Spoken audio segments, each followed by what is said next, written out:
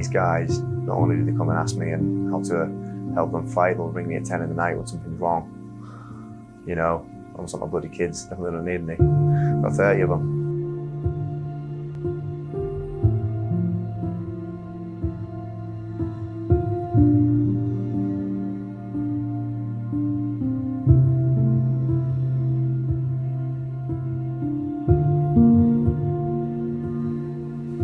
But martial arts is a wonderful way people to reclaim something back. It's a really good outlet. And that's where I come from. I was a very young kid, and not only did it give me a way to express myself, an outlet, it really gave me a community and a family, and I'm not sure I'd have made it through without some of my coaches when I was younger. The sort of lads at the gym, you know. And I think what's the best thing now is I get to give that back. My name's Stuart Graham, 28, I'm the founder and owner of Hitsquad Hull, and I built a team, not a gym.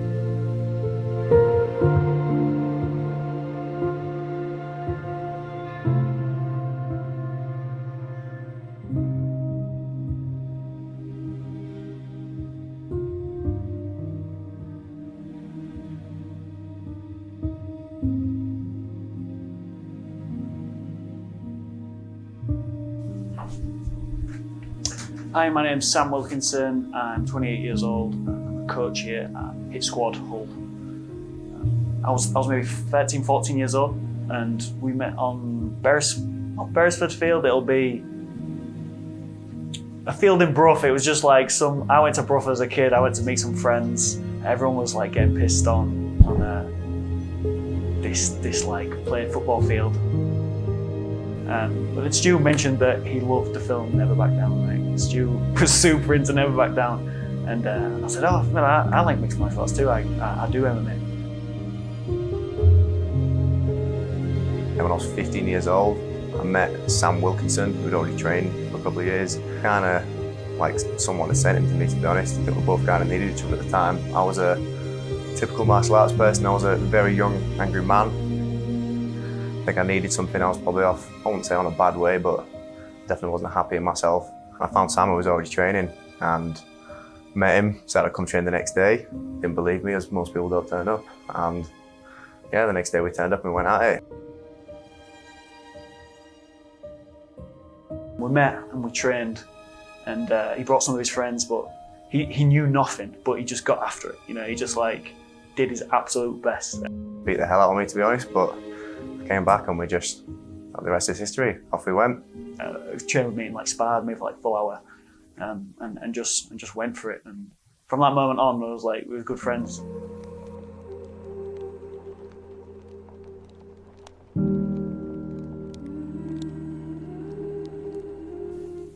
Then he came to a gym called AOF with me, and we trained like more of like a traditional jiu-jitsu thing, but it had MMA vibes. Me and Sam trained together for years and years at an old gym called AOF, when that was still around. We eventually sort of ended up coaching a lot of it, sort of taking over a little bit in coaching. We just trained for a long time and like came up together through the schools.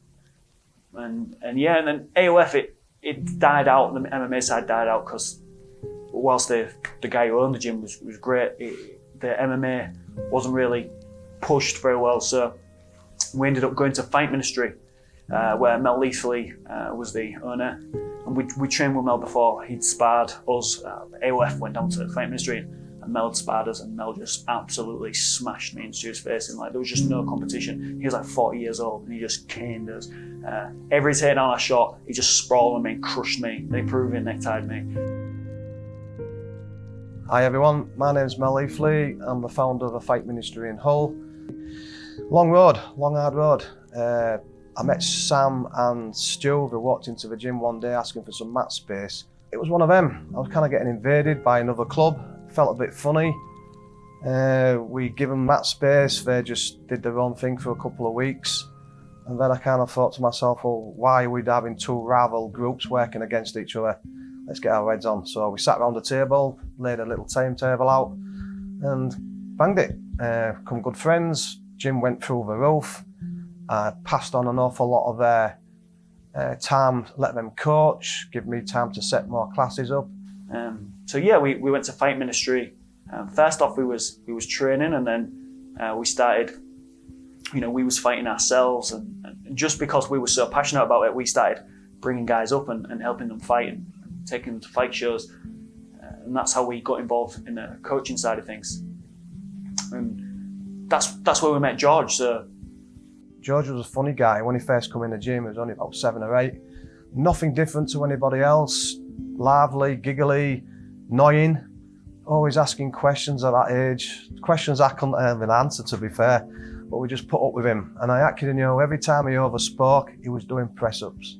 He must be the press-up king. Annoying. Absolute annoying. Give me nightmares. When I first met George would have been, 13, 14. I'd have been 19, 20. I remember sparring with him. He was only a young kid. I remember kicking him in the head only lightly, about 4 times in a row, and telling him to pick his hands up, bless him. But at the time, a lot of people don't know, George's career didn't go very well as a junior. I believe he was 1 and 5. George at the time was probably only 13 years old. He was about 5'8". It's quite tall for his age, and he just got battered by everyone basically. He had good reaction times. He could dodge, but everyone was grown man. All the fights that he'd had prior to this moment, where he'd been fighting out of fight ministry, he'd lost. He was like 0 and 5. Lost all of his kickboxing matches, been stopped, but he never seemed to affect him emotionally. He always seemed like a real positive kid, and he didn't seem too bothered that he lost. He didn't seem like he thought about it very much,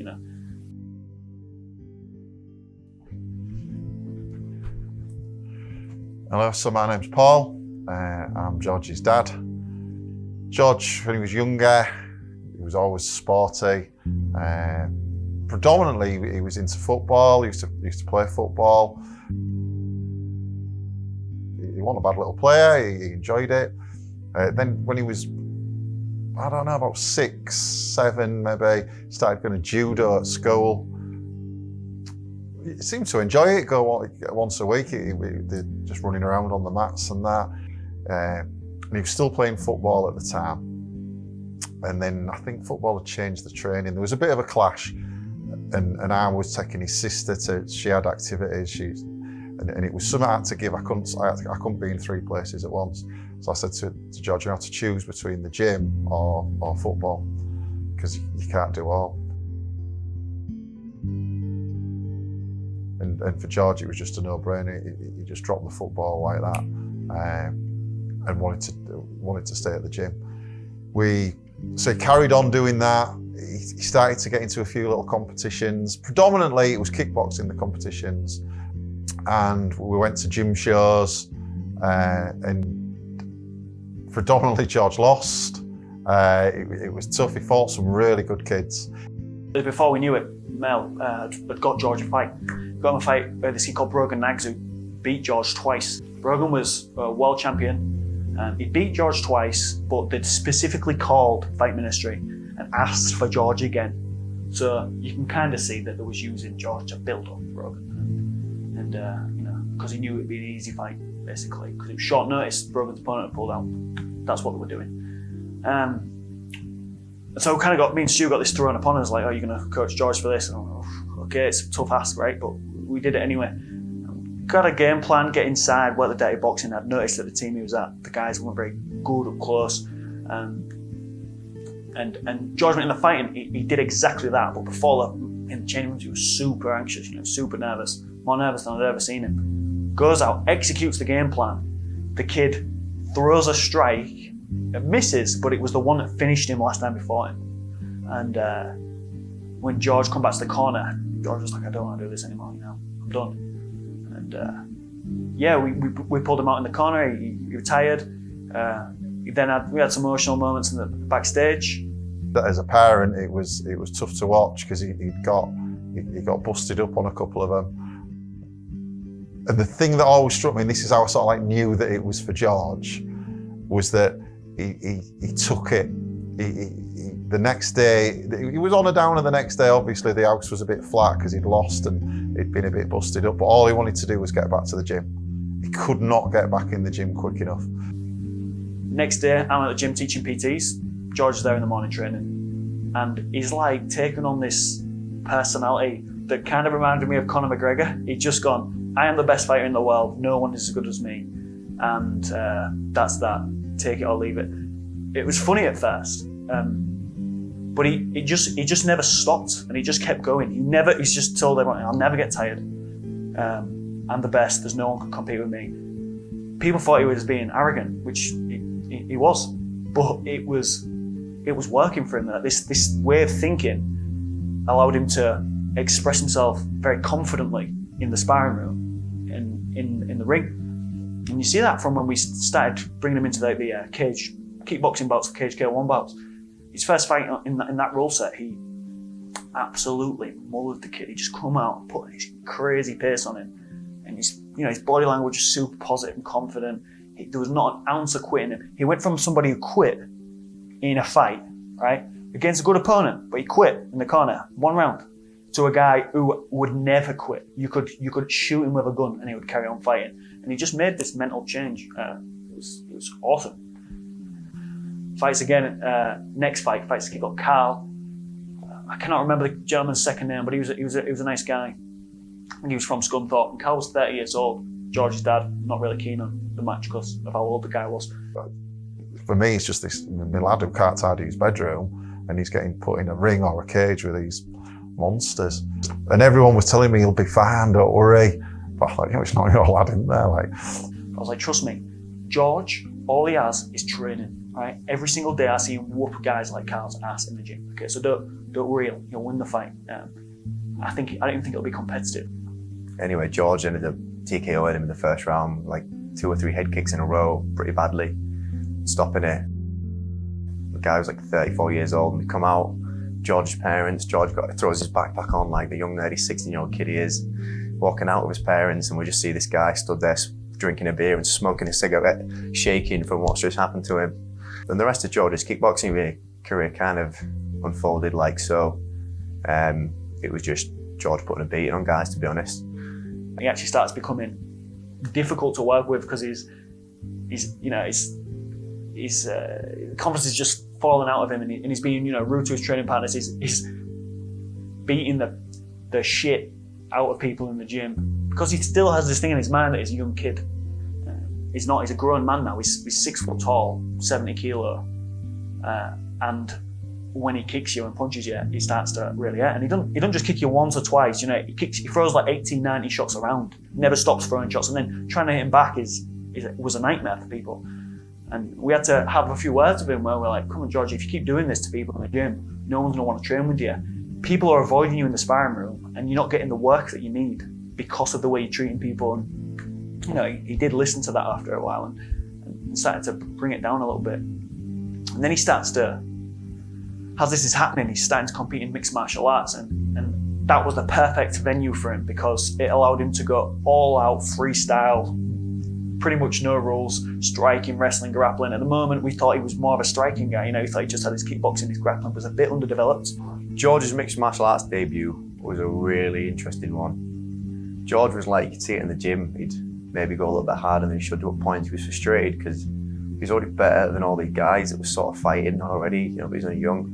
And he wanted his verification. He wanted everyone to know he's good. So when he fought, the first kid he fought, bless him, the kid was tough as nails. George was hit him with about 150 shots in a round and a half. It was probably multiple times he could have finished it earlier if he'd have jumped on a submission in an isolated position, but instead he just punched and punched and punched his way through. It was one of the most violent amateur fights I've ever seen. He just wiped his man out in, second round. He stopped the kid from half guard. He's kneeling on the guy's arm. The guy's arm's stuck under his leg, so he can't defend himself. And his posture's right up, and he's just smashing him in the face. And he finishes this kid, this poor lad from York. Like, it was a terrible match for him. So to me, that was really cool. And that's what you're thinking. The hardest thing as a coach is getting him to perform in the ring, get him to express the skill set in the ring. And he's doing that without no effort from my side. I just have to coach him, and he does it. So that was awesome for me. Second fight, he fights Stafford Swinton. It was like 2 to 3 weeks later. It was against a pretty highly sort of respected Thai boxer. It was a blue belt in jiu-jitsu at the time as well. He's done jiu-jitsu tournaments. He's a champion of blue belt. George was a white belt at the time. he was very, very good. He ended up shooting on George, and George laced up a guillotine. George halfway up, laced the guillotine up again. Him and Stafford come out, there's a bit of distance. George catches him with a little flicky shot. Stafford shoots the takedown, George laces up his neck and just chokes him clean out. Stafford's asleep on the floor. And to beat Stafford that easily was really impressive, because Stafford was like, top 20 or top 10 ranked at that time.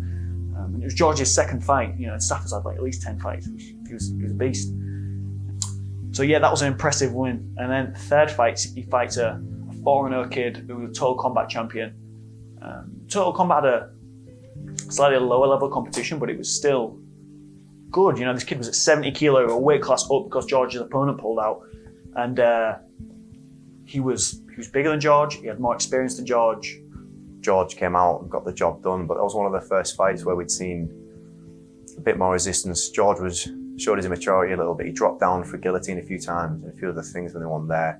Maybe elongated the fight more than he had to. It was only his third fight, he was only young. Then George fought a kid called Bronson Price. Bronson was 7-0, he was young, he was talented. And he was only young Bronson, he was like 17 or something, similar age to George. But he was emphatic. He finished people with awesome arm bars, like really cool under the armpit arm bars. And on film, he looked great, big, strong, good puncher, good grappling. So you're thinking this could be a tough one for George. I'm really preparing for it in the training room. We're really working on armbar defense and everything, and just really focusing on that. That came out quite explosive at the start. He came out throwing big shots at George. In fact, I think he even got George down. Bronson comes out, big throw, big punch, launches George to the ground. And George this is his best quality.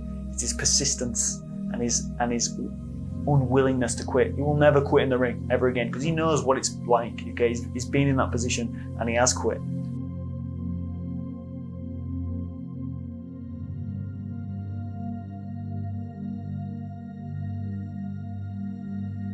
Bronson launches him, tries to mount him, George escapes, gets back up, and then just starts beating him up in the clinch. And then you see Bronson go, oh, this is really difficult. First time he comes up against some resistance, and even though he's ranked like top 5 in the country, Bronson comes up against resistance against this kid, against George, and then George takes him down, takes his back, chokes him out, and finishes him. That's like 1 round. I'm like, fine. He's beat a kid, debut, then he beat Stafford Swinton, who's 3-1, and then he beat 4-0 Bart, and then he beat 7-0 kid. That's like, his opponents are very high quality, whereas what a lot of the other amateurs were doing at the time were, they were basically padding the records out. I fought amateur. It was hard to get fights when I was fighting, and people had smaller records. But what George had done is he just fought progressively better fighters, all with bigger records, and beat them all and stopped them all. That was like awesome. And that was the point where I think other people on the scene really sort of started to believe what we had sort of known for years. By the time he got to his 5th fight, I remember booking this. His opponent pulled out when he fought someone called Marlon Jones, a fantastic bantamweight, just turned professional. It's very good. But we took it on short notice, and Marlon comes out the gate incredibly fast, very explosive, very wild. And we decided, maybe with a little bit of size advantage, the best thing to do was punch into the clinch, take him to the cage and slow him down a little bit, and that's what we did. The fight starts, come out, touch gloves. George's plan was to put his weight on him, gets him in the clinch, takes him to the fence. Marlon throws him, bang, hit the ground. Marlon mounts him, bang, and you're like, oh no, this is, the train's going to end now, the ride's going to end. Marlon's going to get him here. And then George has this weird escape he does from Mount. He just C-frames in his armpit, stands up right from the bottom position. Really hard to do, but George has a very interesting way of getting up from that position, and starts putting on pressure, disengages from the clinch, bam, bam, bam, kicks the kid in the face. And you see Marlon, he's like, oh, this is tough, man. Like, this pace is crazy. Like, this kid's not going to quit. Marlon shoots the takedown again. Marlon drops for the body lock. George catches the grip, puts his head too deep. George gets the guillotine, chokes him to sleep, drops him to the floor, and boom, it's done. George ends up being the almighty bantamweight champion from that fight. He beats the #1 kid in the country in the weight class below and the weight class that he's in. He and he was so happy. And I remember watching it online. I was buzzing. Well, ladies and gentlemen, give it up for your new featherweight champion, George Skins. Well, just tell me, how's it feel, man? Just feels fucking good, man. Right? I don't know how to say it. It's like, it just feels so good. The gold, you know, just get the belt. It's a goal for everyone. It's just so nice that, you know, eventually do it and like, it feels so good.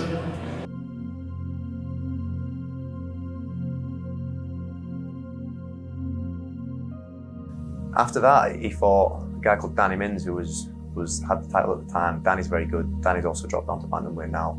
Very durable. Most people don't know about this.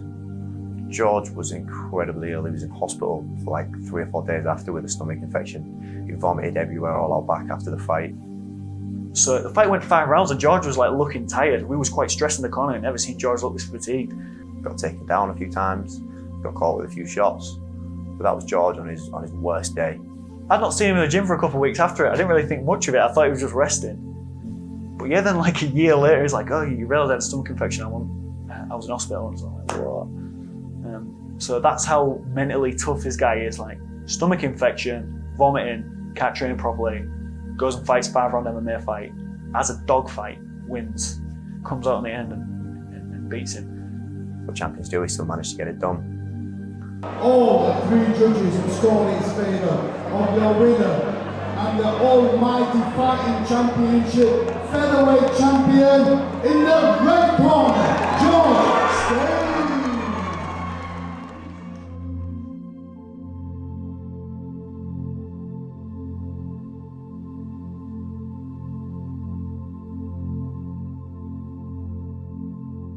After that, there was sort of quite a stalemate in the action, really.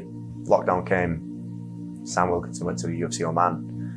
Me and George left for quite a while of a lockdown. And we spent that time, sort of 6 to 9 months, really sort of going back to some of the basics, cleaning up some things George did. Just going back to our absolute bread and butter, really managed to improve the quality of some things. And after that, I was talking to George one day in the middle of summer, sort of looking at booking him some fights again.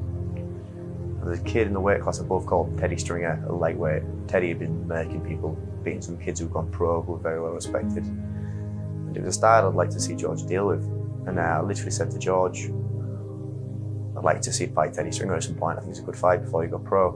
And he rang me like 3 days later and he went, just been offered a fight, guess who with? I went, you joking, Teddy Stringer? He said, yeah. And what do you think? I said, let's do it straight away. I said, let's do it. I've already watched tape. I already know what he fights like, let's do it. This was a real special fight to me. We knew Teddy was hit pretty hard, good base, good wrestling, good ring control. He's not that fast. George is incredibly fast on his feet, especially being from the weight class below. We thought if George stuck and moved, he'd just be faster than him, and that was the plan. You see when George comes out, he's sticking and he's moving, he's sticking and he's moving, and one thing we really wanted to capitalise on was killing the shot rather than being pressed against the cage, and George used a lot of little knee feints, picking his knees up a lot. You can see early in the exchange, Teddy goes to shoot, George picks up a knee on the same side, and it seems to sort of kill Teddy's shots. And then George just made the read himself. He said he just felt like Teddy was stood tall, and so he took him down. Teddy was really trying to blitz him on the feet, and we started to make adjustments. And in between rounds, I sort of, he was getting caught on the second. I said adjust a little bit, go first and go third. Stop just leading him with big shots. He's catching you on the returns. But we sort of ultimately decided in the corner the easiest way was just to keep taking him down and getting on top. And when I really sort of started to feel like this was a special performance was between the 4th and 5th rounds. I was cornering with Jay Furnish, AVT's head MMA coach, fantastic coach. And me and Jay both go in between rounds 4 and 5. And I'll say a few things to George. I mean, the performance was perfect. I said, this kid's going to be desperate now. He's going to come out hard, be responsible, make good decisions, stay on top, don't do nothing daft. And George is like, starts telling me, he's like, Teddy's tired, look at him, he's done. And I turn around and look at Teddy. And me and Jay look at each other and look back at George. And I just said to Jay, I was like, come on, let's go. There was about 30 seconds left of the round. And I left George just on his own for 30 seconds at the end, because the last thing I said to him was, you don't need anything from me, George, you're perfect right where you are. And I just left him on his own for the last 30 seconds because he was just in the zone. And I just sat back to my chair in the corner and I looked around the arena, and it was the first time I was like, this is it, he's the one. Other people believe. like other people believe. And it was like everyone else, I feel like I could feel that everyone else believed what we knew, like really did. It was a fantastic performance, it really, really was. George's last performance after this was a funny one.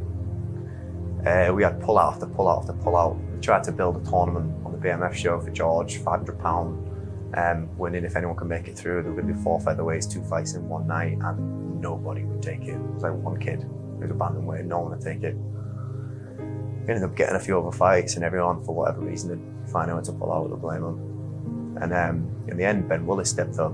Ben Willis is a former Glory kickboxer, which is the finest kickboxing organisation in the world. George fought him over three rounds. No, he fought him over 3 rounds. And what we was worried about is like, will Ben's leg kicks, be a problem for George? And George was just like, I remember I took him to the side in the changing room. I go, right, how are you feeling for this? And he goes, I'm fine. Why? And he goes, you're nervous, aren't you? I'm like, well, yeah, I'm nervous, man. You're fighting like a world level kid. And he goes, Sam, just stop worrying. He goes, I'll smash him, don't worry. I'm like, okay. And when you go in the ring, you can see how confident he was. At first I'm thinking, Ben's like sort of trying to intimidate him just a little bit in the fighting meeting and just the way he's moving around him, which is what you do. You're competing, right? So there's going to be these games being played before it. As soon as you get in the ring, George, skinny string bean, he just looks so much bigger because of his energy in the ring, his confidence. Goes out, Ben tries to kick his leg, dodges it, hits him, clinches him, takes him down, smashes him on the ground. Every round's the same. He actually outlands him on the feet because of the threat of the grappling and because of the confidence, the way they're applying pressure on Ben. George outlands him, kicks, punches, just beats him quite comfortably. George did what he did best, and got the takedowns and managed to win the decision.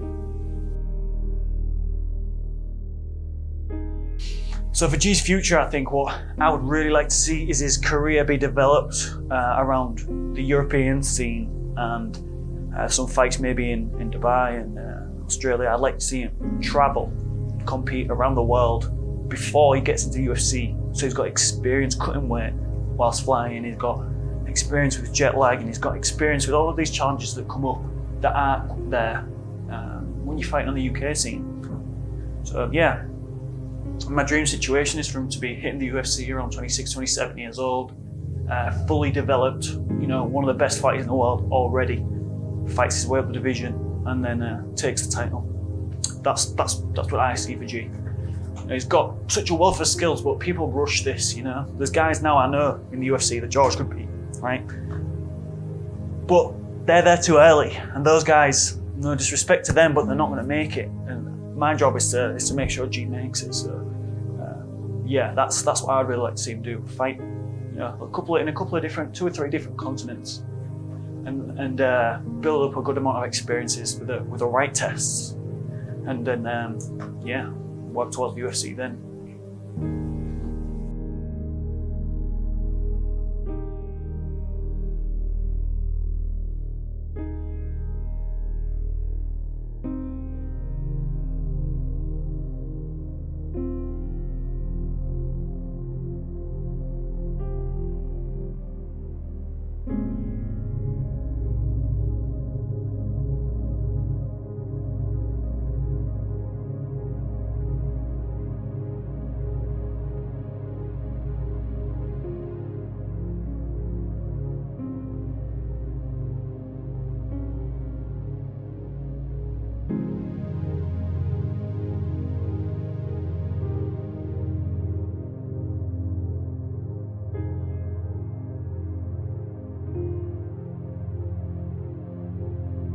Hi, I'm Brian Fields, Joe Fields' dad. Joe and both the girls, they all started when they was between sort of 3 and 4 years old. He had absolutely loads of energy and we wanted him to do a martial art. So we decided to go for MMA because it's a mixture of everything.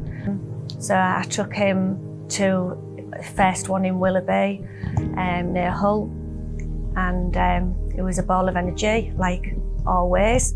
The 2 girls was absolutely fine, they did it really well. I'm Jasmine, I'm 22 and I'm Joe's sister. So when we were 4, we all started martial arts at the same time. When it was just me and Joe, we used to concentrate a little bit better, but he was still the naughtiest in the class. And then when my sister started, I was about 7, he was 6, she was about 4. We just used to cause a bit of hell on the fighting mat. But yeah, when we was younger, we used to cause havoc in the house because there's only 18 months between me and Joe, so we used to fight and act daft. Yeah, I was always like the little and Jasmine, my older sister, she had a lethal armbar back in the day. My older sister used to submit me, but yeah, it got to a certain age, obviously, where I started to take over, reclaim dominance. We used to dress him up with I always remember we dressed him up in this blue dress that was my mum's, a big ball gown dress, and we had this fake hair wig when we were like about 6. We put this wig on him and we put makeup on him, dolled him all up, and then he'd come downstairs in my mum's high heels and he starts dancing around. We've got a lot of funny memories, definitely. He was always the naughtiest. He was always getting in trouble, up to mischief, getting thrown off the mat. But he always loved it, but he'd always get distracted. So quite often he was sat on my knee crying because one of the trainers has told him off for being naughty and distracting. So many a times we went home and he'd only been on the mat for 5 minutes. But eventually he calmed down, and then as he calmed down, we started realising how actually good he is. You know, so strong, little, tiny, but my God, fast and strong. And then as he got older, he progressed and was doing so good. When the girls basically stopped, then Joseph obviously wanted to carry on with the fighting side of things. After that, he decided he wanted to progress higher because at the point in the gym we was at, there wasn't much higher level than him. The teammates that we were fighting with were on his level, and he needed to go with people who were higher level than him. So he left. And we tried quite a lot of various sort of MMA clubs around Hull area, and to be fair, none of them was really giving Joe what he needed. He got to 14 and he needed more. He needed to get out and start doing competitions, and he'd got to the level where he couldn't get any higher. And then we heard about Slaughterhouse on Beverley Road with Mel. I took him there one night, sort of took him up the steps, introduced him to Mel. He walked in from my husband bringing him home and said, "That's the one I want to go to, Mum." And then he met up with Stu and Sam and George. That basically changed, you know, his level of ability at the time to the fighter he is today.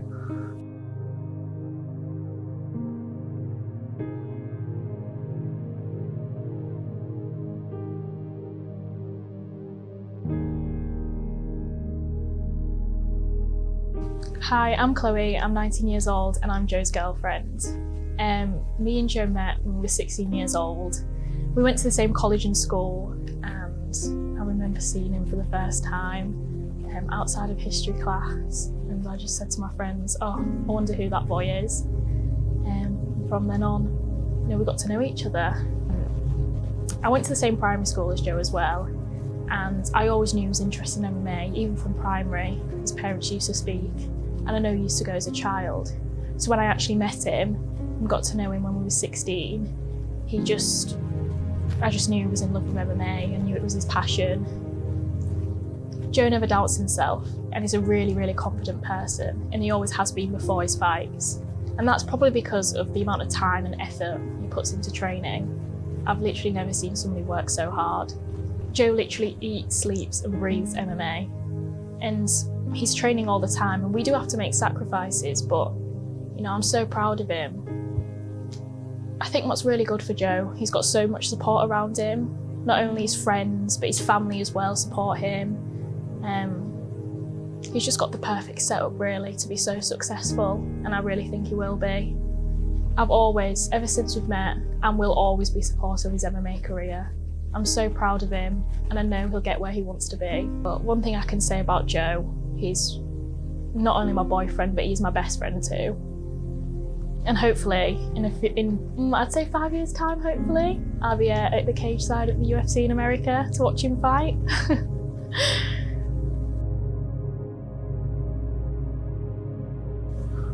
When I first met Joe, he'd come to us from another gym, and again, like I think a lot of people, he had sort of all the tools and didn't really know where to use them. And I first sort of really took notice when he was in the Thai class. I was training in the Thai class myself actually, and he's just kicking the pads next to me, and I watched him, it was just perfect.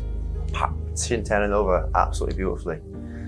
And I just started speaking to him, asked him how much he'd been training. I didn't feel like anyone else had really sort of taken that much notice yet. And he'd been training probably longer than I have actually. He'd been training since he was 4. He's been training since he was 4 years old. He started off with modern day martial arts, so he had a good kids program. And there he built a good broad skill set. Both, in his striking, he can throw all the punches, all the kicks when he came to us. But he didn't know how to string those things together in a competitive fashion. He was also a lot smaller, maybe 57 kilos. When we first met him, when he first came to our gym at 15. Watched him spar and stuff, and I just said, "Do you want to do an interclub? There's an interclub in a few weeks." And we put him in. He seemed, to be honest, he just seemed great for someone else who'd kind of taken interest and performed really well. So what we did with him is we just tried to glue together his game, put his striking connected to his wrestling, and then ultimately his jiu-jitsu. What we found is he had quite a natural knack for some creative finishes and submissions, and that really showed in Joe's first fight.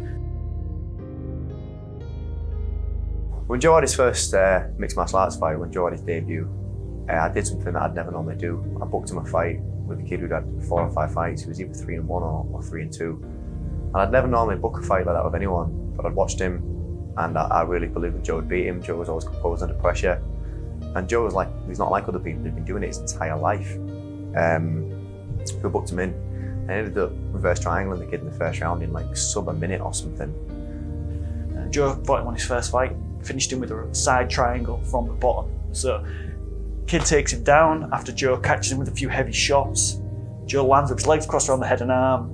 We make eye contact, so I'm like, this is good, you've got him in a triangle, right? Lock it up, grab the shin, get a body lock and work the finish. So you could see from there, Joe had this like flash of talent, a flash of the ability to perform under the lights. So he was well happy about that. And then for his second fight, he fought someone else from the same gym actually, and again, I did something that we'd never sort of do. I booked him a fight with a kid who was 7-3. Joe's 1-0, which is that's a really sort of crazy difference on either end. That's big. You think how much better you'd be 8 fights in. And I watched the kid, and the kid's was a very good southpaw, but he's always very, very basic, hand fought, and he looked for his pull cross. And it was the first time I'd done sort of private work with Joe, and me and Joe spent the entire camp on working on pulling the kid's pull cross out of him, trying to make him do his favourite move and countering it with our own pull cross. And that's exactly what happened in the first round. The kid came out, Joe pull crossed him, finished him off with a head kick in the first round, and it was just picture perfect. The last thing I said to him before I went out, "What are you going to watch for?" He said he'll pull his pull cross. I said, "What are you going to do?" He said his pull cross, and it was perfect. So you start to see Joe's got this knack for a finish that not many flyweights have, and that is what has set him apart from the rest of the flyweights in the country. Joe's third fight was really interesting because it was the first time he'd been past the first round. When I came to the corner, I could see the shock on his face a little bit. And this kid was the same experience as him, pretty much. He was 2-1, I believe, and Joe was 2-0 at the time. A guy called Alan Barron, very good grappler, good kickboxer, pretty big, very tough, good gym. Joe sort of faced in the first round. I could see he was a little bit shocked by how the adrenaline dumped and how tired he was. He's full of adrenaline, talks to guys in the corner sometimes and it just doesn't register. And Joe probably won the first round. I think he probably got better at the exchanges. I believe he probably won the second round. I believe he's probably winning the third round. Between rounds 2 and 3, the only thing that was apparent was Joe's leg was getting pretty chewed up. Joe was winning, but he was just taking too many damaging leg kicks. But we knew this kid had a good guard, and I said to Joe, I said, if you need to take him down, just do me a favour. Make sure it's against the cage, keep his head pressed against the cage. And Joe took him down, right next to the cage, but he was 90 degrees to the cage instead of facing it. I'm screaming to turn him to the cage, and I just, in almost in slow motion, watched him pull off his armbar and turn Joe over and get finished. But Joe learned a lot that day. Joe learned a lot about pacing, Joe learned a lot about what it's going like in the first round. But what's interesting is Joe lost his way a little bit in between. He was started university, did what all uni students do, started partying a bit. If you ask Joe about this, Joe would tell you that he didn't train the best before that, because he was committed, but I don't think he wasn't giving it his all. He fought Alan, lost, took some time out, and then he had an experience that really made him reflect on the gift that he's been given and the position that he's in, and that experience ultimately brought him back to the gym. He trained extremely hard. Put in way more work than I've ever seen him put in, and then he just starts knocking everybody out. And Joe learned a really lot from that fight, and he took it on very, very well. He healed up, he made the right adjustments, and he's come back a far better human.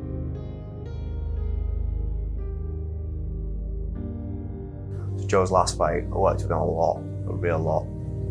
So a guy called Harry Kenworthy. He was experienced, I believe he was 4-3, and he'd had a lot of other fights. But I thought Joe was a bit crisper. But I really thought that one was going to go a while. It's always my job to tell him it's not going to end in the first round, so prepare for the full 3 rounds. And I really thought that kid would be there for it. Joe, with his bloody one-bomb butcher, pulls him onto that right hand in the first round, stiffs the kid horrendously.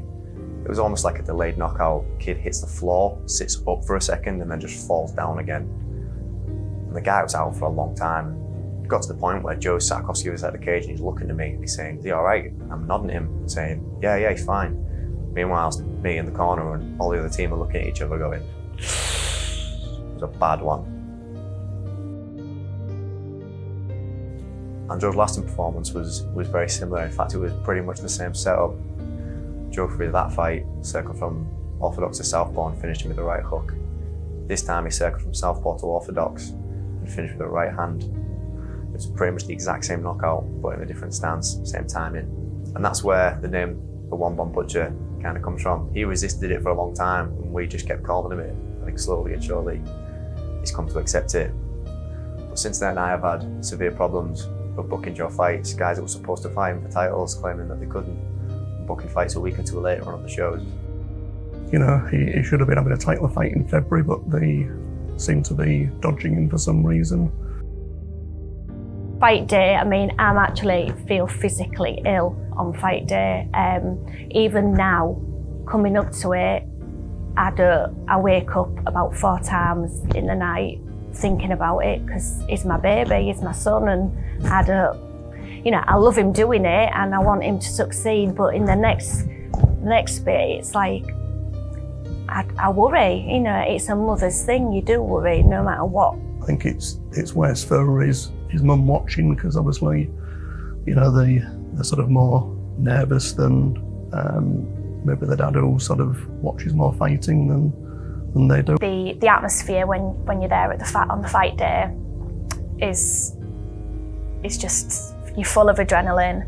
So we always turn up and there's always tons of us, we're always the loudest in the room. When he wins, it's when you sat there waiting to see what happens, it's just like you're burning inside, like with adrenaline, because it's so nerve-wracking, but we always have faith that he's going to win. So the last fight when he won in Barnsley last year, there was loads of us. We stood at the side of the railings, there's about 40 of us. We was all cheering that much that the railings fell down, and all of the security people had to stand there with their arms blocking us from we wasn't obviously going to the cage, but we were all jumping in the air and there was drinks everywhere, and everyone was celebrating loads. It was really good.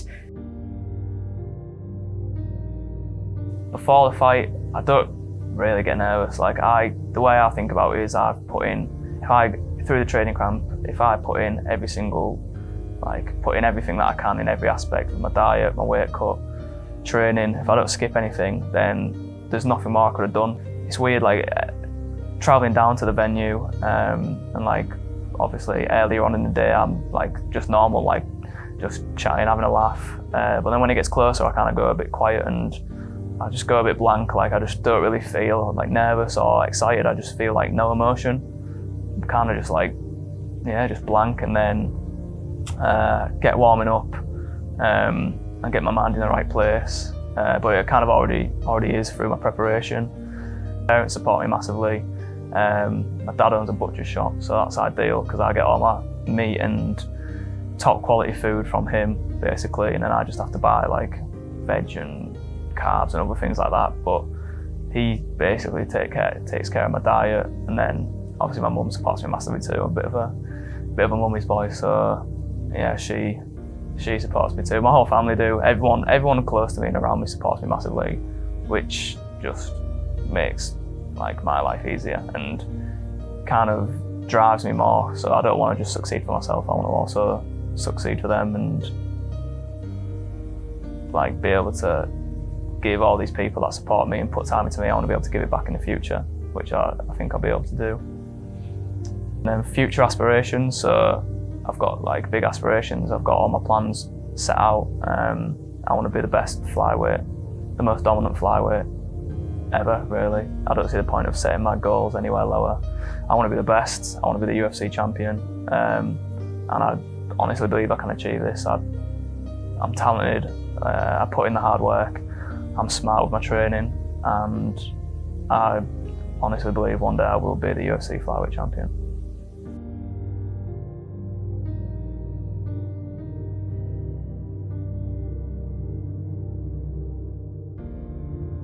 And I always thought I'd have my own gym. I always thought I'd have a good facility, but I didn't ever really know it'd come to something like this.